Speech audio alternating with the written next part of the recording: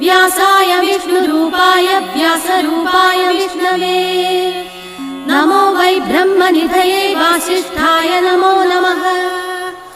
अविकाराय शुद्धाय नित्याय परमात्मने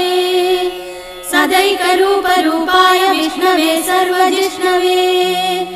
यस्य स्मरणमात्रेण जन्म संसारबन्धनात् विमुच्यते नमस्तस्मै विष्णवे प्रभविष्णवे ॐ नमो विष्णवे प्रभविष्णवे श्रीवैशम्पायन उवाच